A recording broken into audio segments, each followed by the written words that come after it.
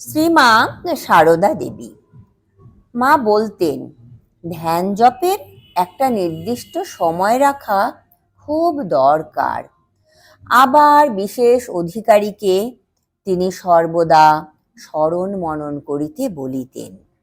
1919 খ্রিস্টাব্দের এপ্রিল মাসে শ্রীমা যখন কোয়ালপাড়ায় ছিলেন, তখন জনৈক ভক্ত দীক্ষার পর বাড়ি ফিরিবার সময় জিজ্ঞাসা করিলেন, মা, উপায় কি? ঘরের কুলুঙ্গিতে একটি ছোট্ট ঘড়ি ছিল।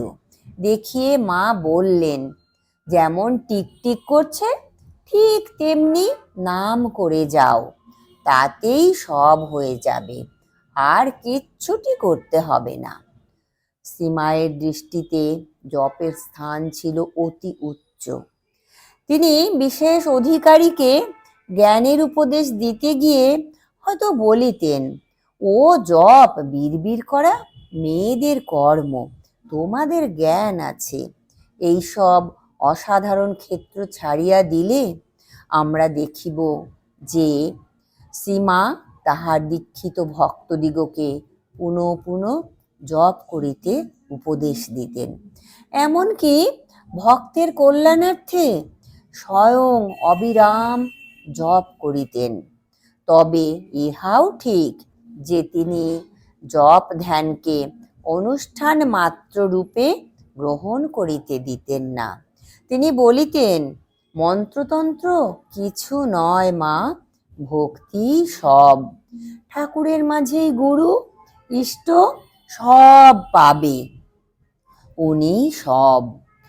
আর কৃপার প্রতি দৃষ্টি আকর্ষণ করিয়া বলিতেন, এত জপ করলামই বলো আর এত কাজ করলামই বলো, কিছুই কিছু নয়। মহামায়া পথ ছেড়ে না দিলে কার কি সাধ্য? হে জীব, শরণাগত হও, কেবল শরণাগত হও, তবে তিনি দয়া করে পথ ছেড়ে দেবেন। অপর এক ভক্তকে তিনি বলিয়াছিলেন, জপ তপের দ্বারা কর্মপাশ কেটে যায়, কিন্তু ভগবানকে প্রেম ভক্তি ছাড়া পাওয়া যায় না।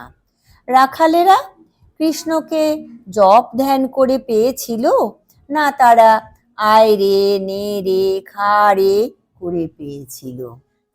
জয় মা, প্রণাম মাগো।